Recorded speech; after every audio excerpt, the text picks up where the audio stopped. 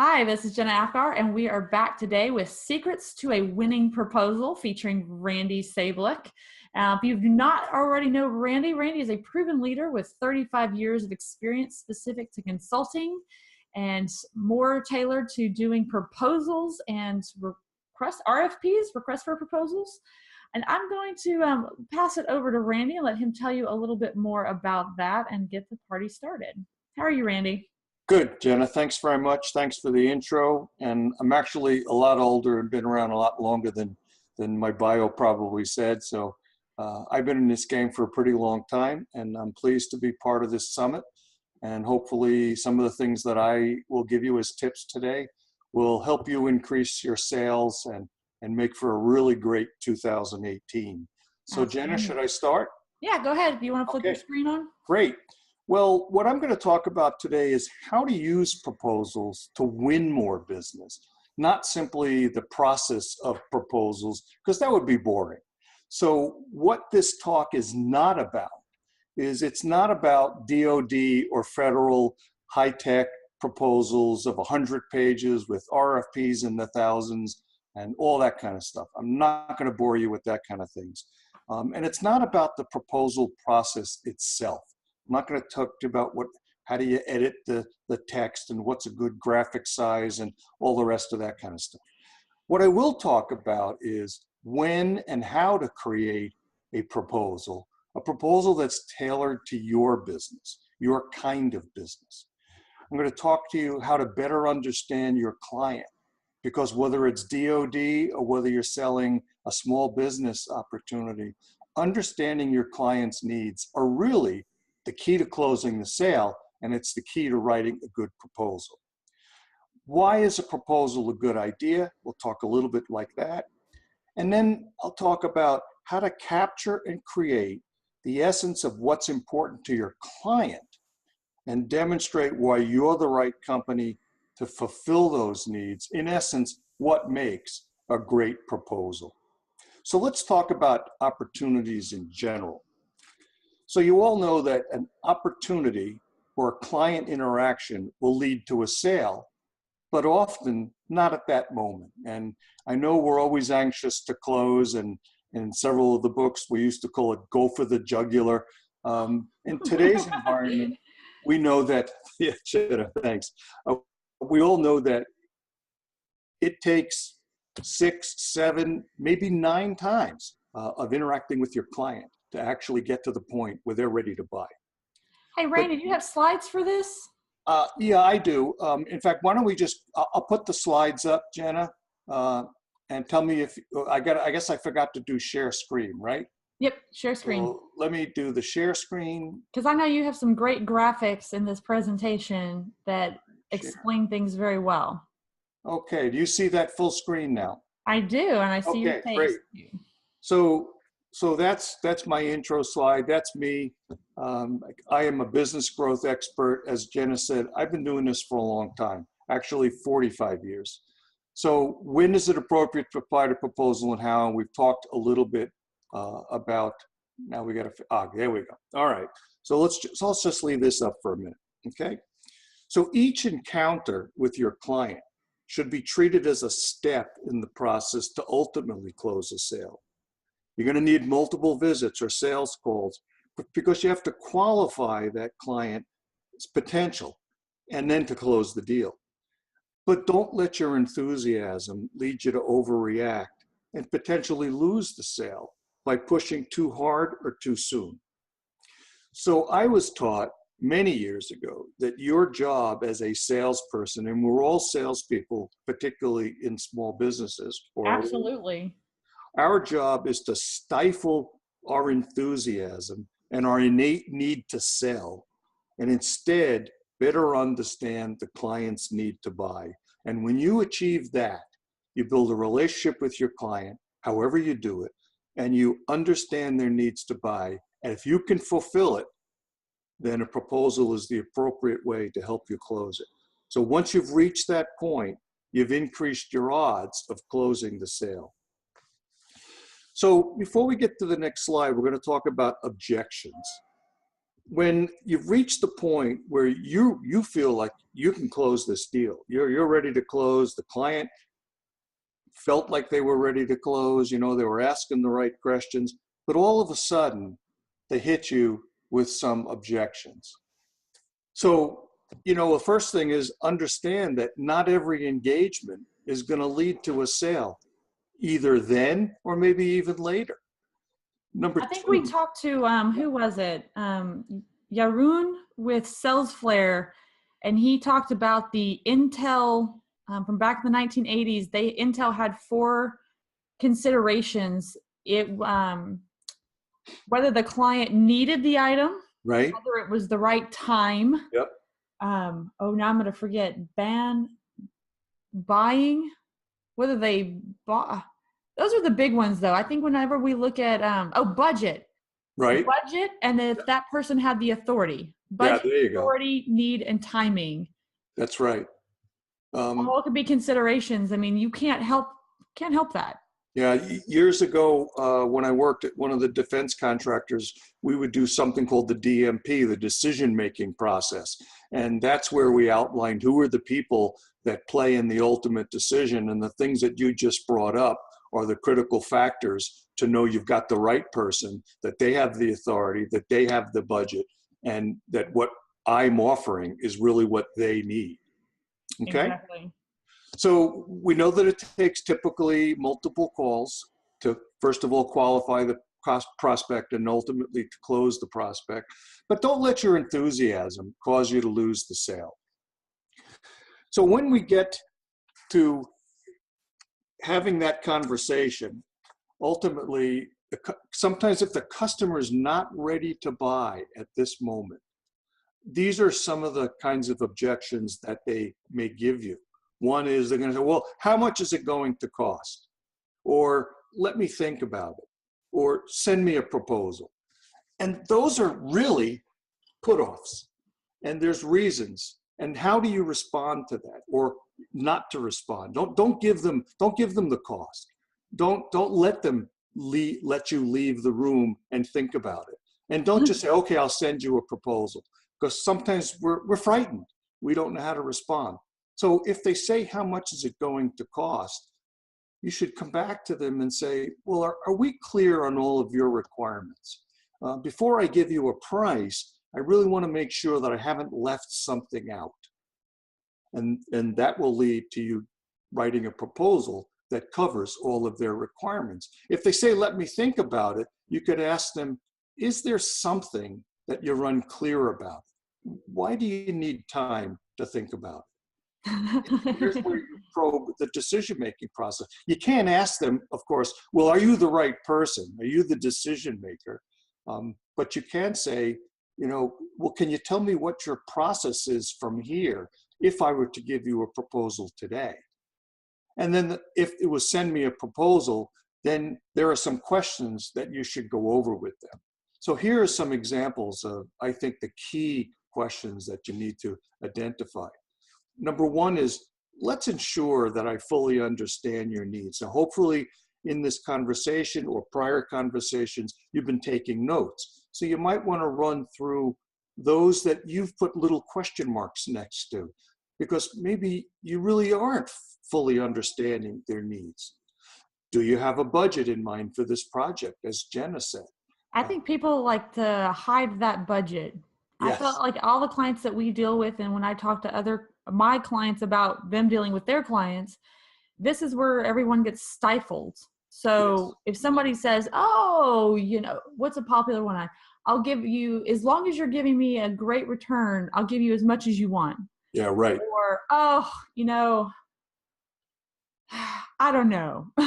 Yeah, those kinds of things we hear all the time in the sales business, and they're all stalls. And because if they don't have a budget in mind for the project, it's probably that they don't have money in their current budget. So you need to know that, because when you go back, if you're the owner of your business, when you go home to your spouse, not your spouse, he says, did you close the deal? You want to have a good answer for that. You want to have a good answer for yourself. So if the client says, Well, I don't have money in the current budget, but I'm planning for it in the next year's budget. And then you might want to ask them, well, how and when do you think that budget will get approved? Because you don't want to give them a proposal now and find out that it's not going to be in the budget until second quarter of next year. Yeah. You certainly want to know, have I met the benefits that you desire? Not that I'm just giving you what you desire, but really it's about benefits. Because they want to be able to go to the people in their company, whether it's their management or themselves. They want to say whatever it is that you're selling, that they're getting something that really helps them move forward, solves a problem, or any of those kinds of things. And then you clearly want to understand what's their decision-making criteria or what their process is. How will you select me out of the people that you may have spoken to solve your needs? So those are called clarifying questions, and those are really important. Now, so when we get to the I point, love this picture. Okay, we need a proposal, and you go, great, I'll go out to my car and I'll throw something together. And I know these are kind of silly, but trust me, I've seen them. The first one, I had a guy come to my house to quote on putting some sod in. And he said, okay, I'll be back to you. He went out to his car and he came back with a torn off slip of paper with a number on it. That was his proposal. He didn't give me any specifications. He didn't say how many square feet. He didn't say what kind of sod he was going to put down. He just put a number. And you know what I said to him? I'll get back to you. Oh, okay. And of course, I never got back to him. Or if you're a techie, you might give them some kind of a graphic that says, well, we're here today and you want to be here tomorrow. And so if you do this and you plot this course and blah, blah, blah, way over their heads. And then, of course, we don't want a handwritten proposal, and we don't want one that's just graphics that says, well, if you buy mine, your revenue's here today. Here's where it's going tomorrow. Trust me. So trust me is not a good response, okay? So what we really want to put together is a well thought out and professional response. So what is a well thought out and professional response? Well, brevity and clarity are the key elements, providing the client with the answers to their key issues and describing why your solution provides them with the most benefits, and not just benefits. Oh, well, everybody loves us. We're the biggest company in the world. We're growing at 20%. In the proposal, we call those unsupported claims. If you make a claim, or if you give them a benefit as to why they should choose you, you need to support that. Support it with a case example. Say, well, in a company just like yours, I can't give you the name, but I recently finished an effort with a company in the same market as you, not a competitor, but very, very similar. And we were able to increase their quality, double their revenue, increase their profit margins, grow their EBITDA. Whatever those claims are, make sure and don't just support them in the proposal or in the call with words. Make sure you're prepared if they ask you, well, could you give me a reference that I could talk to? Make sure you're prepared to do that. And that those people are expecting a phone call. Yes, and that's a good point, Jenna. You want to call those references and say, I'm potentially going to do business with XYZ company. The person who's the decision maker's name is Randy Sablich. I suspect they may or may not call you. I'd appreciate if you'd take the call and give them your honest opinion as to how well I did for you. Okay? So now let's talk about the key elements of a winning proposal. So they're all blocked out here, and they can change depending on the complexity. An executive summary is not always needed. An executive summary doesn't have to be a separate document. It doesn't have to be 12 pages long with photographs. And, it could be a sentence. It really can. It could be a sentence, or it could be just a short paragraph. And what it says is, it says, attached is our proposal to solve whatever their problem was. Here's how we solve it, and we're looking forward to doing business with you. Okay, so that's the executive summary. And again, hopefully you know your client. And if you're not dealing with the decision-making executive, this has really got to be a power punch paragraph or two that your client can hand to their decision maker and say, these are the reasons why I think we should buy from them. In your introduction, you restate the client's needs and requirements. Because when you send them this proposal, and again, we're going to talk about, the proposal can be one page, but when you send it to them, you want to make sure when they read the client's needs, when they need your restatement of their needs and requirements, that you didn't miss something. In the defense industry, our clients are very careful to spell out those needs and requirements. And when we send back a proposal, we have to relate everything that we say to a statement of work requirement or a technical requirement, things like that.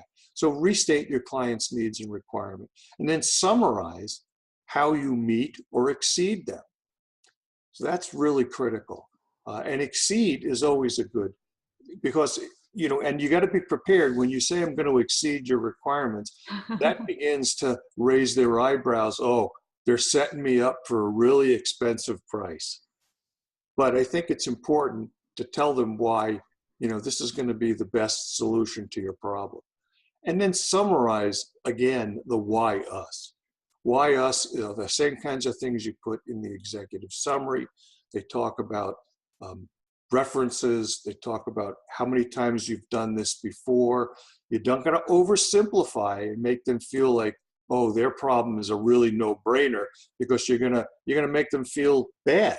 Right. But you want to say why we can solve your problem, because we've had similar kinds of issues before, and it's our expertise, it's our software problem, it's our whatever you're selling, it's our vitamins, it's our techniques in massage therapy, all of those kinds of things are the why us. I've heard it explained as you want them to feel like, not like they're ignorant, that they're just dumb. Like, hey, you know these things already. Mm-hmm. You just haven't spent the time on them. That's correct. There's a difference between being stupid and being uneducated. So you don't want them to walk away feeling stupid. You want them to feel that maybe there's some things that they're not aware of, that they didn't know that these solutions existed in the industry. And that's the aha moment for them. Oh, wow, this is really great. I found a company that can really solve my problems. So after you've summarized in the introduction and you've given them the answer, if you will, you got to come back again to the benefits and advantages to your solution or your services, and not throw a list of benefits. We're the greatest in the world. We save this company money. If saving money is not what they're looking to do, if just solving a problem at a reasonable price, you only want to give them benefits and advantages that are benefits to their needs. I like that. As I said in the introduction, you want to support all of your benefits and claims with some contextual help here. Again, examples. Here's where a graphic would be good. Some of the graphics that I showed you that you don't want to use, a well thought out graphic or a well planned table that gives them the benefits and advantages against their needs is a perfect way to summarize for them. And the same thing with the advantages. Why are we better than any other solution you could get out there? Okay. And then conditions of sale. Now, not everything's going to have a condition of sale. And I know some of the people who will be watching this video, maybe they work for an investment company, or maybe they work for a real estate broker. And they're going to have standard conditions of sale or standard terms. That's fine. But many of us don't. If we're a consultant, we want to make sure that potential client understands what they're going to sign up for. So what are the conditions of sale? What are your terms and conditions? What are your liabilities? What do you warrant? What do you guarantee? How quickly do you want to be paid? All of those kinds of things. Do you want to be paid in cash? Do you want to be paid in Bitcoin? I will say this, those are as the wife of an attorney, have some sort of terms of sale, some conditions, any kind of refund policies, or a big one that we get good in one. our industry. Can you use it in the future as an example of your work on your website? Like, Those are excellent examples, Jenna. always have some sort, even if it's a one-page contract, have something. That's right. If you're giving them, if the output are going to be some graphics, if you're a marketing person like Jenna and you've designed some really spiffy graphics, okay, can they give it to their friends and family and let them use it elsewhere? Or is it only for its intended purpose? Copyright, is it, who owns the copyright? Are you giving it to them, or do Oh, you that's a still big retain? one. Yeah, if you create a financial model for them, can they use the underlying spreadsheet to help friends and family build financial models for themselves? Oh, You don't wow. have to beat it to death, but think about, you have intellectual property, and that's really what you're trying to protect here, is your liability, your legal liability, your financial liability, meaning are you going to get your money, and then your intellectual property. Okay. And then, of course, the price. And make sure you don't just say, okay, it's $1,154.39. Give them a little insight into the price. Make sure that they understand, again, restate, this is going to take 30 days.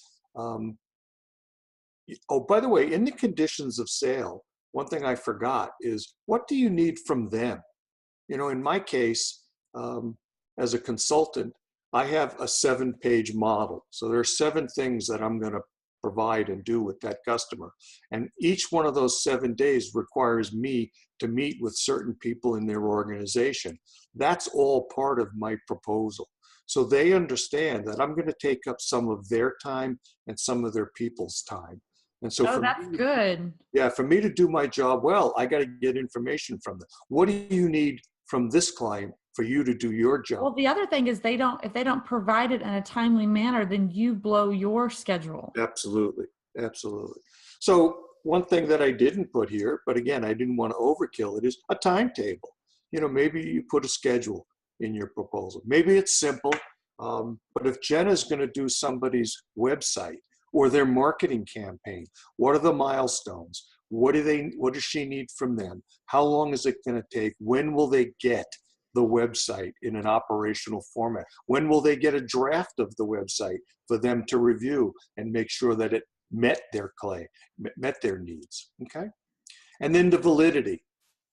It's important for you to tell them this, it's not, this is valid for 7 minutes or 7 hours or 24 hours, but is this good for 30 days? Is it good for 90 days? Those are important. In the steel industry, for a while, the steel price was so volatile that meant it was only good for 3 days. Oh, that in the last company that I worked with, a lot of the component, the basic elemental component of what we did was gold. And that's a perfect example, Jenna, because we had to limit the price validity because gold fluctuated radically. And if their order was going to cause us, it was big enough to cause us to go add more gold to our inventory, we had to make sure that we could do it within the price that we were quoted. Oh, that's a good one. Yeah. So those are the kinds of things, if it's market sensitive, if you're doing some kind of investment portfolio, you need to know what the validity is, because the market changes all the time, politically, economically, all those things impact that. And then a closing, just like the executive summary and the introduction. I learned to give a good presentation and to write a good proposal, it's tell it what you're going to tell them, and then tell them what you told them. And yeah. The other one that I always liked was a good presentation is be bold, be brief, be gone. And those kind Absolutely. of things kind of works with a proposal either. Don't be too windy. I hope I'm not being too windy in the discussion, but summarize in the closing, just hit them with the key points. Really hope I get your business. I'm looking forward to working with you. and give them the information that they need. So in summary, you want to understand, you want to ensure that you've understood their true needs. Number one, have you verified what's important to them? Verified it. So when you go back over and you write your proposal, you want to hit those key things of what's important to them. And when you give them the proposal, it's probably good to go back over it with them. Don't just hand it to them. I've heard that Jason Swank, he speaks to a lot of proposal issues for agencies specifically, and he calls it lobbing it over the fence. Mm-hmm. He said, don't lob it, don't email it, don't send it by mail, make an appointment, sit in front of their face, and deliver it in person. Yeah, you stole my last slide, but that's okay. Well, that's good. That's good because he's absolutely right. In the government, you mail it. Yeah. Or you hand deliver it to some office and it stays wrapped until opening day. It's like Christmas. And then you only had 30 days to put the proposal together. They take 6 to 9 months to evaluate it. Holy cow. In small businesses like we have, we really don't want to wait 6 to 9 months, because if they put us off for 6 to 9 months, what is that probably telling us? Either A, they really didn't need what they said they needed. Right. 2, that there's another person in the competition that maybe they favor, and so they're going to give us more time. All right, is there a way to quantify how you meet their needs?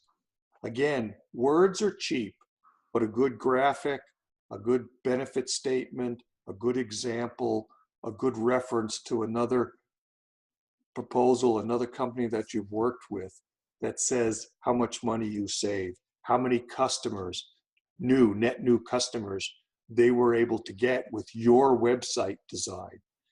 Those are really important. 3, can you provide proof that you've done this before? Now, in some of our businesses, let's say in the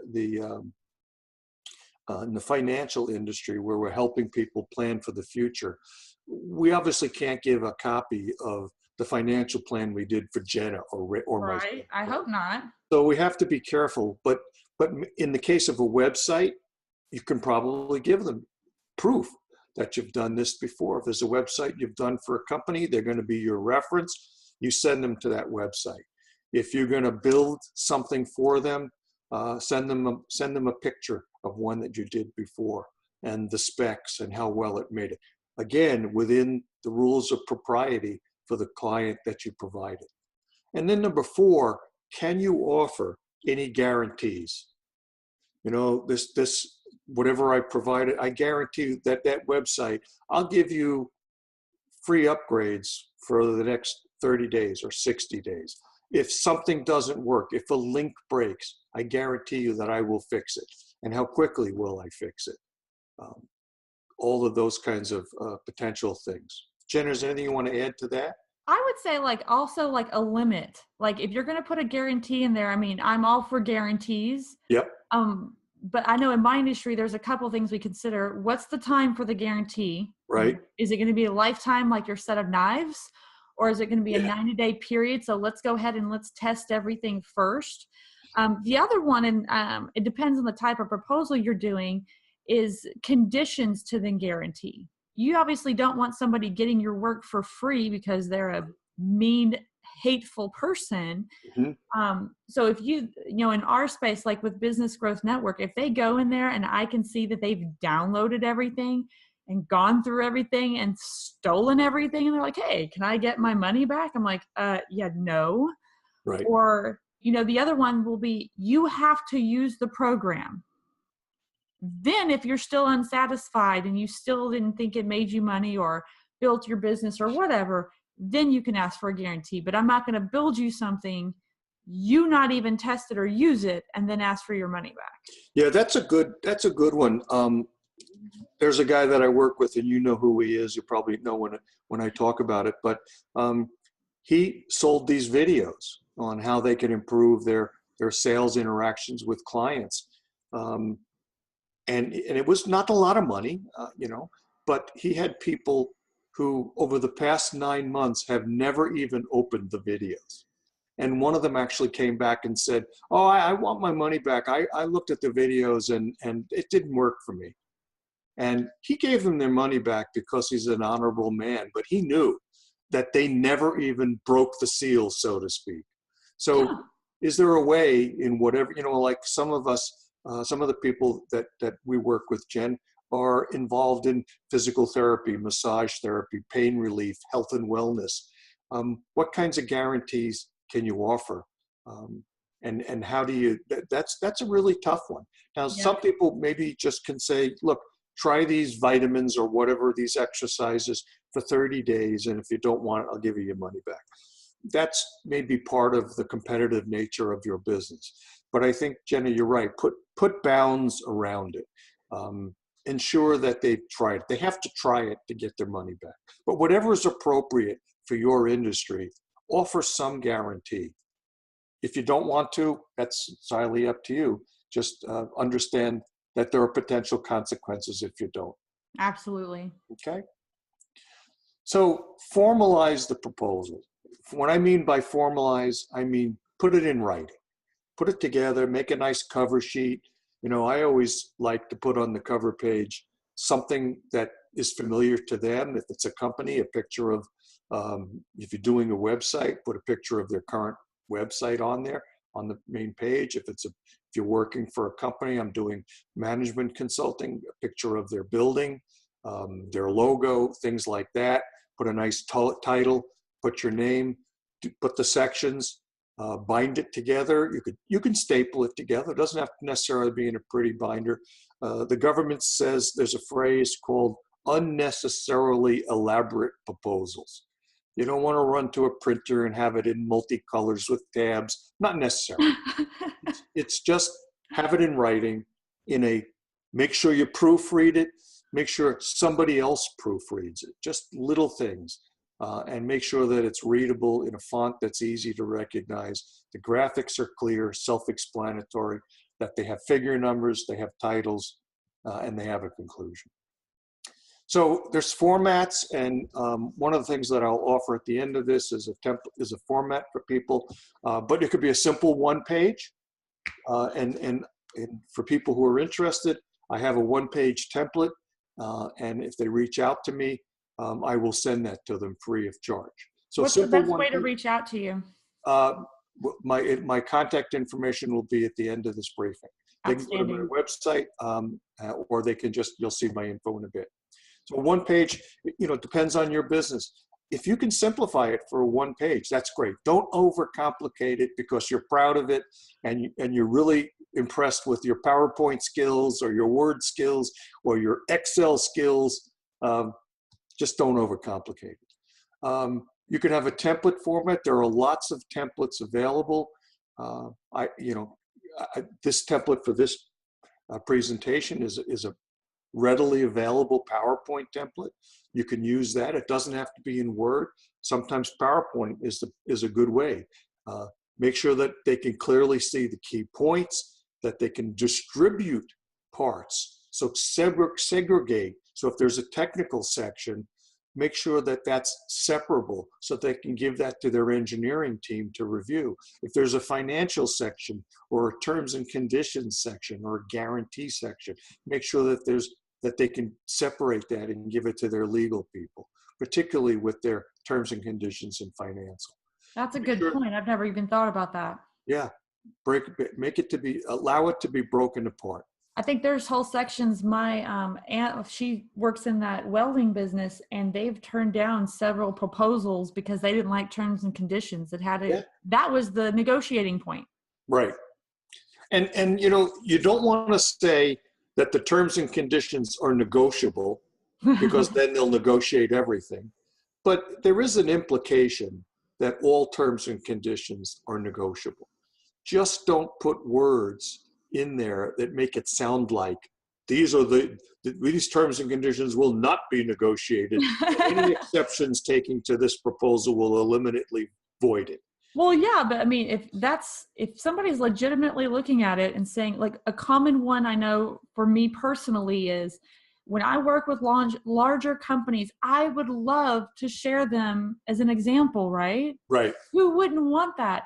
However, a lot of these clients, they don't want to know that they're doing anything out of house and who they're working with, and they want it all very tight lipped, sealed, and I have to accept that. Yep. Do I want to work with a really big client, but I can never talk about who they are and what we've done and the results we've seen? Or, do I want to stick to that my terms and conditions? Right. It's funny you say that because the last two consulting deals that I did, both clients said you can say you consulted for us, but you can't tell anybody what you did for us. And Exactly. even though I sent them a proposal with my terms, they ultimately sent me back a consulting agreement in their terms. Now, they were almost identical, but it was theirs that was the most important. So be prepared for that. Make sure you have pricing details if appropriate, and that's something for the accountant. They just want to, make sure net 30, payment terms, all those kinds of things. And then a signature page. People so many times overlook this. It's pre-signed for you and a place for their signature. So, it's signed for you because this is your commitment. And it's going to have a place for their signature because you're going to ask them when you hand deliver it, just Exactly. like you did, Jenna. Ask them when you give it to them, would you be able to sign this today?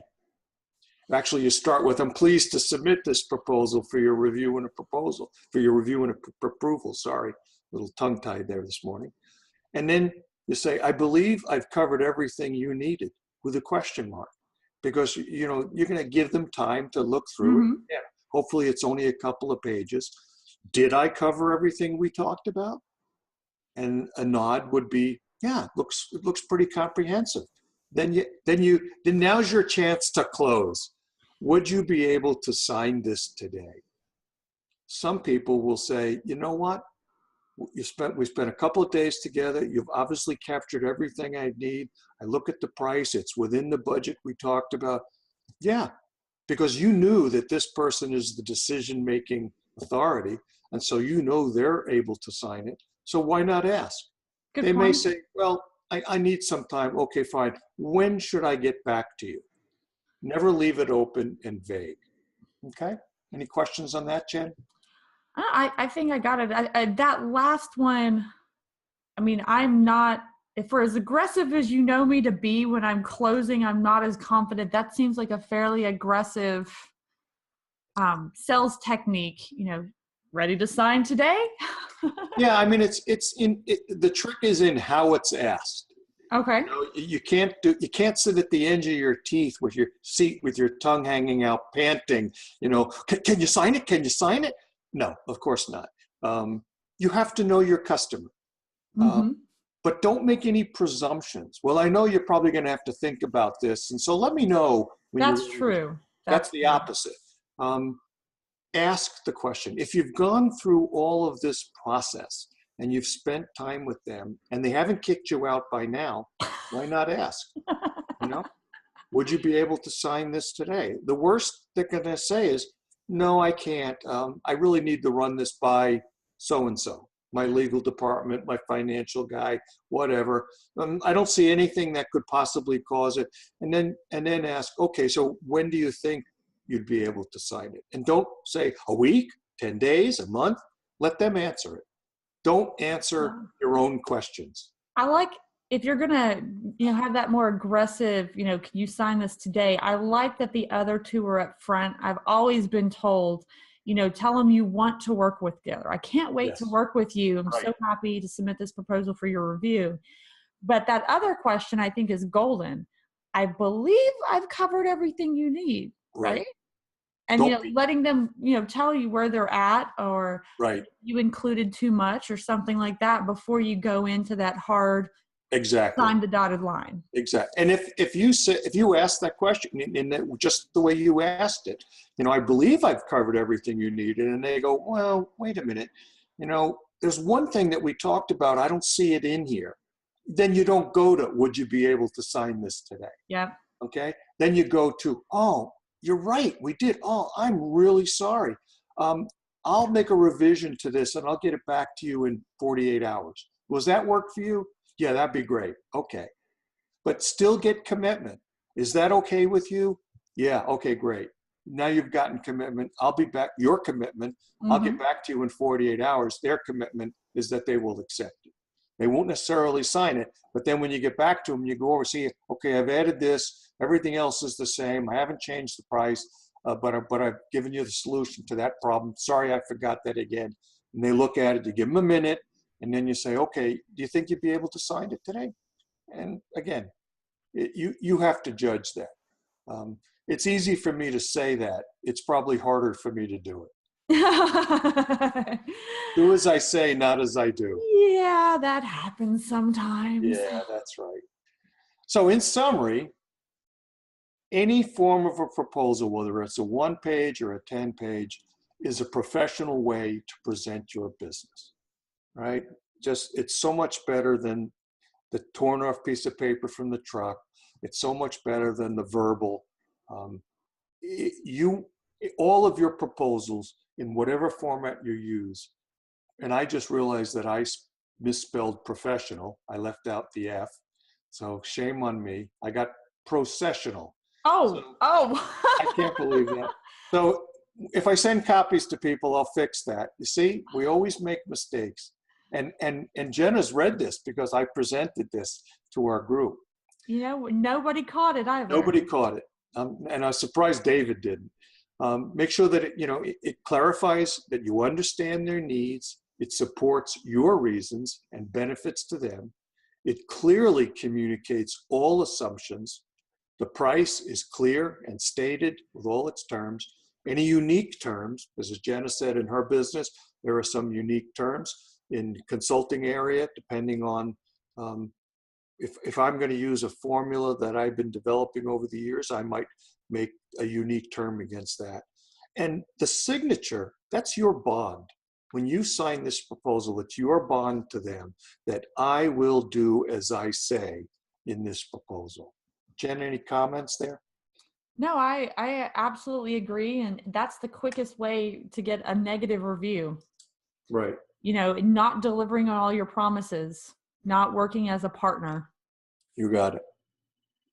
Okay, well, thanks very much for your time today, folks. I hope you got some valuable information out of this presentation today. In case, hold on, it lost it. We're back to where we were. We were doing so good. Yeah. Now, this is a problem with my graphics card.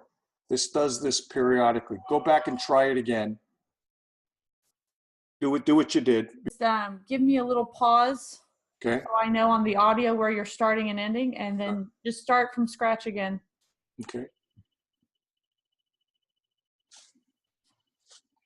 Well, thanks for everybody for your patience and listening to the information that I had. I hope it was helpful to you, and I hope it gives you a 2018 jump start that'll allow you to get the right information from your potential clients, understand what their real buying criteria are, and then present them with a nice, neat, formal, professional proposal that'll just really knock their socks off and want to do business with you.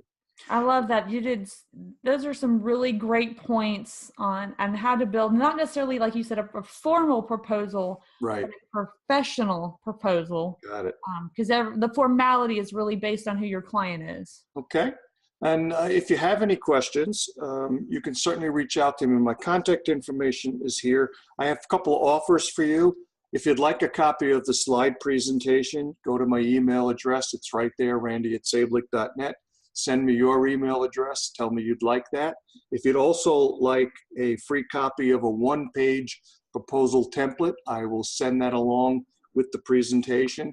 And if you want to chat and you've got some questions, maybe a little bit beyond this or some clarification, part of BGNI is to help people like you get on track and really have a good year. So you can go to my website. You'll see a free consultation button. Click on that, fill out the information, and I'll get back to you. We can have a nice conversation. With that, I thank you again for your time and good luck with 2018. Well, thank you, Randy, a lot for the participation. And for those of you who may not be more familiar, Randy has been a very active member of our Business Growth Network Insiders group. Been there almost religiously at all of our Monday meetings. So if you are even considering, if you have any issues with your proposal and you're on the fence about the membership, for $17 a month, you can come sit in the office and ask him all the questions you want, and we'll make them jump, make them answer those questions. Absolutely, Jenna. It's definitely worth it. Not just for the social interaction, but got different kinds of people going after different markets. We all have similar but different challenges. Now, what would you say, because you've kind of been a bit of our guinea pig for the last, or here, let's take the slides down so we can see you. Okay. Let's see. How's all that? that work to get them up. Is that any better? Go to stop sharing screen at the top. Stop share. Okay. There you go. All right. Back to your pretty face and your pretty Christmas tree. You've been a bit of our guinea pig the past year and a half as we've been testing and looking at how different people use the different information and what they need. What would you say has been the biggest impact on your business over the last year from BGNI? I will say without a doubt, it was the vision challenge. And you'd think at my age and my years of experience, I wouldn't need something like that. But for you and those who are part of BGNI who know me, you know that I started my consultancy in Massachusetts, where I had been in the same area, basically in the same market space for 30 years, knew everybody. They all knew me. They knew what I could do, hung out my shingle, and got a contract straight away. And then for personal reasons, we moved to Texas, and I kind of woke up one morning and said, holy crap, I don't know anybody. And at my age, to start all over again, it was a bit of a challenge. And the vision challenge really asked the right questions to allow me to figure out exactly how I wanted to go about this and what I wanted to do. So that was a real eye-opener for me. So it was very great help. Now, which part of that vision challenge, because we have that coming up next week. What part of that was the most helpful? Oh, that's a tough one. I mean, quite frankly, it was all of it. Having a format to ask all of those questions, if anything was possible, what do you want to be? Kind of like a question I always joke about, but it's always true. I still don't know what I want to be when I grow up. But I had a sense of what I wanted to do with the skills that I had attained over the years, putting it in a format, developing a strategy, running it by other people, getting feedback from you and David, understanding that for the first time in my life, I personally had to engage with social media. And in the past, it was all done by another department in my organization. So a bigger corporation has more hands to work on all that stuff. Exactly. And now it's me and you and who else I can grab. What did I hear? One of the other speakers was like, if you're a solopreneur, you are the CEO, owner, janitor, marketer. That's right. I guess the only good news is that I work from home, so at least I get 3 meals a day when I want them. Now, you actually went to, you participated in I think it was our November business growth workshop. Mm-hmm. Has that been helpful? Nothing specifically is coming to my mind at the moment, but every week when I go to the Monday sessions and we sit around the table and everybody talks about, specific different things, I walk away with something new every week. Good to know. Something that's applicable to me, something I might not have even heard of or thought of. How do you think, so you've done proposals for a long time, you've done RFPs for a long time. Right. Obviously there's a ton of experience in there. Going forward, where do you see your business going now compared to where it was? Well, this is going to sound silly, but there's a part of it I can't talk about at the moment because there are some new developments, but it's still around the same general thing. you know, what I'm planning on doing with my business is sort of putting the consultancy. I think you and I have talked about this, and putting the consultancy on back burner, and working with a local organization called the Texas Concilium, and using my expertise and skills to help them grow, doing the same thing that I do as an individual consultant, which is help grow businesses. So I've been able to sort of see the future, and that was part of the vision challenge that helped me see that. Otherwise, I probably would have been still hammering away at it. Well, what was the first, I know one of the first times you came in and you were, I think that might have been no, it was long before the business growth workshop. Yeah. And we know that you went to a lot of networking meetings and we're like, this is not your people. Right. That's right. I came down here, in Massachusetts, there were a lot of, I'll call them senior and professional organizations for one, which one would network. But you weren't networking to find business opportunities. You were networking to build network contacts that you might partner with or team with in an opportunity. So I came down here and I tried to find what I'll call the doppelganger of those organizations, and I couldn't find one. And I find them, and I reached out to net meetings. No, not net meeting. What's the? Come on, help me here. I know what you're talking about. Is it? And drawing a complete blank. Meetup. I reached out to Meetup, and I said, I'll give it a try of all these things. And I realized that the people in the that were going there were really only interested in one thing, and that was finding leads for their own specific businesses. That doesn't make them bad people. And I stayed with the Richardson Plano, which is the affiliate with BGNI, because of the friendships that I made, and you and David. And I still feel that I can contribute to that. And so that's kind of part of the fun. But I realized that I had to find the equals, if you will, of some of the organizations. And I found that in the Texas Concilium and Success North Dallas and Independent Management Consultants Organization and those kinds of things. So I've been finally finding my partners. Outstanding. Are there any final thoughts? We've really appreciated having you always. No, my final thoughts are, while I was waiting for you to get back on the phone again this afternoon, I got the invitation, and I looked at the documentation that you and David have put together.